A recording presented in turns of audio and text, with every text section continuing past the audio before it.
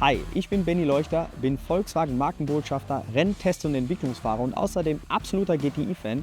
Und hinter diesem Tor wartet ein ganz besonderer GTI. Mit dem Auto konnte ich nämlich bei dem härtesten Autorennen der Welt bereits einen Rundenrekord für mich entscheiden und außerdem die Klasse gewinnen.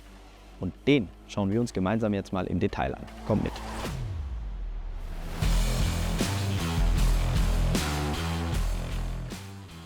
Hier schlägt das Herz. Der 2 Liter EA888 Motor in der 4. Generation leistet hier im Rennauto mehr als 390 PS und hat richtig Dampf. Übrigens, dieser Motor ist absolut seriennah. Im gesamten Fahrzeug sind ca. 60% der Bauteile von der Serie. Das heißt, wir kommen von der Straße auf die Rennstrecke, wie zum Beispiel die Lenkung, der Motor oder weitere Komponenten. Hier vorne sehen wir den wunderbar großen Ladeluftkühler, der natürlich bei dem Turbomotor dafür sorgt, dass wir auch bei warmen Bedingungen ideale Leistungsausbeute aus dem Motor haben. Dieser GTI besitzt ein sequentielles 6-Gang-Renngetriebe, was bei Volkswagen Motorsport entwickelt worden ist. Es ist hydraulisch betätigt über die Pedals am Lenkrad.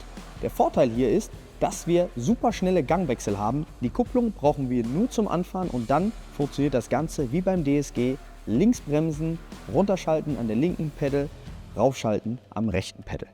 Dieser GTI ist wie das Serienfahrzeug auch frontangetrieben. Wir haben hier eine mechanische Differentialsperre, ähnlich wie im Serienfahrzeug, die ja dort am DSG-Getriebe angeflanscht ist und elektromechanisch betätigt wird. Ist das Ganze hier mechanisch. Da können wir nur von außen die Kraft der Sperre einstellen.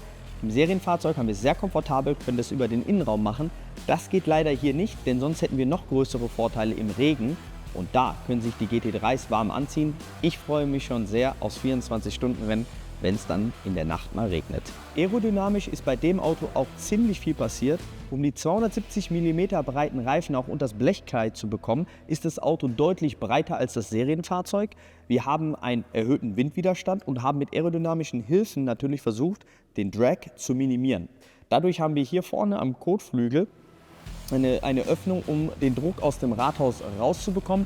Wir haben hinten einen Heckflügel, der uns natürlich Anpressdruck gibt. Wir haben vorne den riesengroßen Frontsplitter, der uns Anpressdruck an der Vorderachse gibt, um auch schnell in schnellen Kurven fahren zu können. Und wenn man das Auto von oben anschaut, sieht es aus wie ein Tropfen. Er ist vorne breit und wird hinten schön schmal. Das gibt uns auf der langen Döttinger Höhe einen vernünftigen Topspeed. Um mit der Serie gleichzuziehen, starten wir 2025 auch mit den Facelift Frontscheinwerfern, den Facelift Rückleuchten und an der Front ein schwarzes beleuchtetes Logo und im Heckdeckel ein schwarzes Logo, was natürlich optisch richtig gut aussieht. Um auf das reglementbasierte Mindestgewicht von 1200 Kilo zu kommen, hat das Fahrzeug außerdem einige Komponenten, die das Gewicht optimieren, wie zum Beispiel Makrolonscheiben an der Front, an der Seite und am Heck. Außerdem haben wir verschiedene Carbon-Parts wie den großen Frontsplitter, die Kotflügelverstärkung und sogar die Türen sind aus Carbon. Willkommen im Cockpit.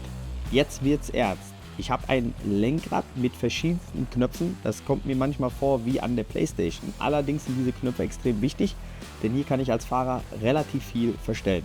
Hier kann ich nämlich zum Beispiel oben links mit meinem Ingenieur sprechen, ihm Spritwerte durchgeben, sagen, wie die Temperaturen im Fahrzeug sind oder aber eben, ob Regen kommt etc. pp. Darunter habe ich den Launch Control Knopf, den brauche ich natürlich hier beim 24-Stunden-Rennen nicht. Allerdings in der WTCR, wofür das Fahrzeug ja ursprünglich mal entwickelt worden ist, hätte ich ihn sehr gut gebrauchen können, denn dort haben wir ja stehende Starts. Darunter ist für mich ein sehr wichtiger Knopf, das ist nämlich der Drink-Knopf. Wir haben ein Trinksystem im Fahrzeug, um uns nämlich bei diesen langen Stints, wo wir teilweise bis zu 2 Stunden im Auto sind, auch mit Getränke versorgen können. Wir haben da Wasser immer eingefüllt, um uns eben auch genügend Flüssigkeit zuzuführen. Darunter der Knopf ist ein Code 60 bzw. Full Course Yellow Knopf. Das bedeutet, hier kann ich mir einstellen, wie schnell das Fahrzeug fahren soll, 120 bzw. 60 km/h. Es gibt auf der Nordschleife einige Zonen, in denen wir nicht schneller fahren dürfen während dem Rennen, wenn zum Beispiel ein Unfall war oder aber eben Öl auf der Strecke liegt oder. Dann drücke ich diesen Knopf, um diese Geschwindigkeiten nicht zu überschreiten.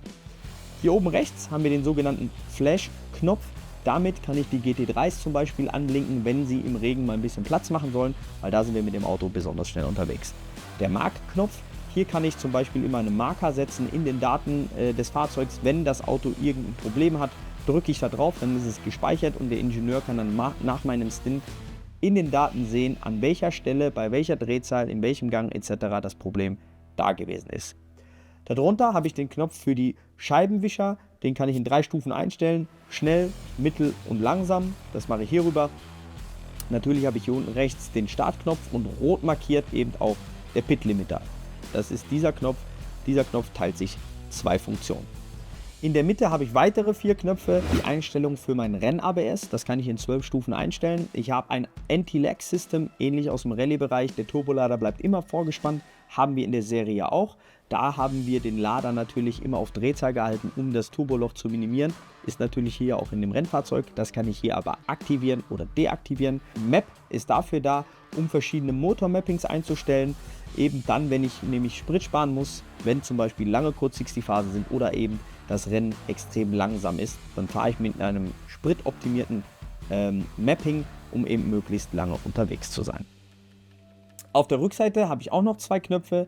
Einmal habe ich hier den Blinker rechts, hier den Blinker links und natürlich nicht zu vergessen meine beiden Schaltwippen. Rechts wird hochgeschaltet, links wird runtergeschaltet. Im Gegensatz zum 3-Punkt-Gurt in der Serie haben wir hier einen 6-Punkt-Gurt der Firma Sabilt Racing, um den Gurt natürlich schnell zu verstellen auf die jeweilige Fahrergröße und natürlich, damit wir Fahrer auch extrem sicher unterwegs sind. Weitere wichtige Knöpfe und Hebel zur Bedienung des Fahrzeugs befinden sich hier in der Mittelkonsole. Hier habe ich das große Mittelkonsolenpanel, an dem ich das Fahrzeug einschalten kann. Ich kann das Licht einschalten, ich kann die Ventilation im Fahrzeug einschalten. Wir haben eine Fahrerbelüftung hier. Ich kann die Kraftstoffmenge einstellen. Nach einem Tankvorgang muss ich das Auto wieder resetten, also den Tankfüllstand wieder auf maximal setzen. Das passiert hier nicht automatisch, das machen wir Fahrer händisch. Dann habe ich hier unten den gelben Knopf.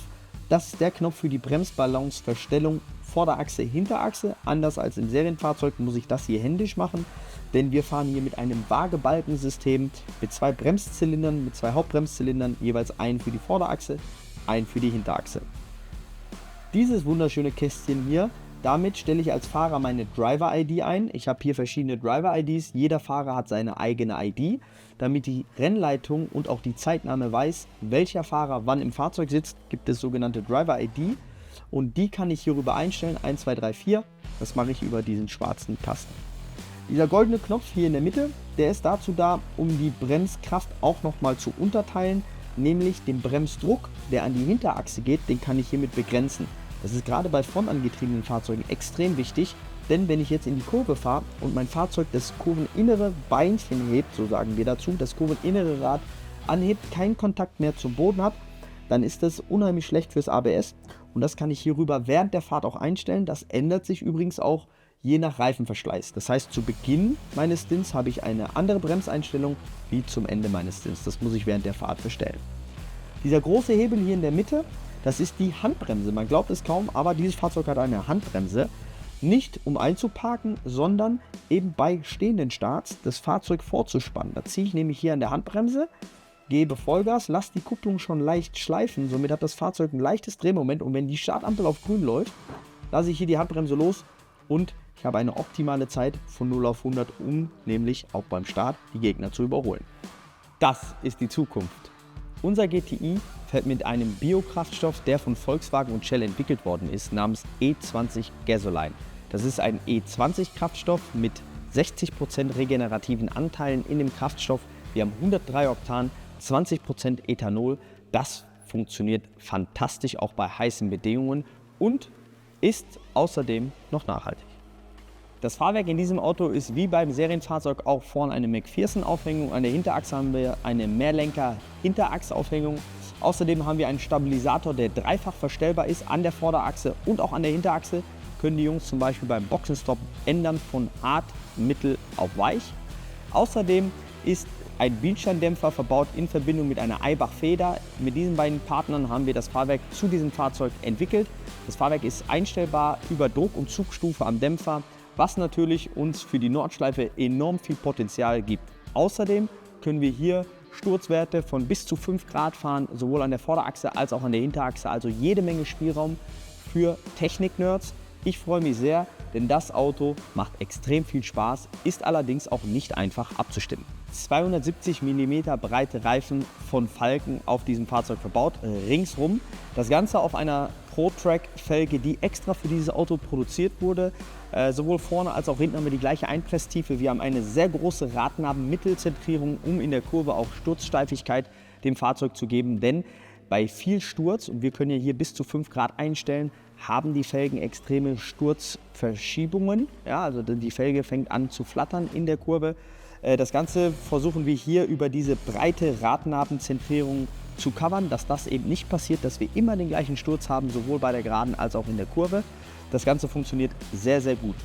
Wir haben von Pagid Racing extra für dieses Fahrzeug produzierte Bremsscheiben mit Töpfen. Das Ganze auf einem wirklich guten Bremsbelag, der uns natürlich auf der einen Seite einen sehr, sehr hohen Reibwert gibt, um die Performance darzustellen, aber eben auch im Hinblick auf das 24-Stunden-Rennen lange hält. Denn je öfter wir die Bremse wechseln müssen, desto mehr Zeit verlieren wir in der Box und das wollen wir natürlich nicht. Das ist der Golf GTI Clubsport 24 Stunden. Gebaut fürs Limit, gemacht fürs Racing, fürs 24-Stunden-Rennen am Nürburgring. Wenn euch dieses Video gefallen hat, dann lasst gerne ein Like da. Bei Fragen schreibt es in die Kommentare. Ansonsten abonniert den Kanal, folgt uns und wir sehen uns am Nürburgring.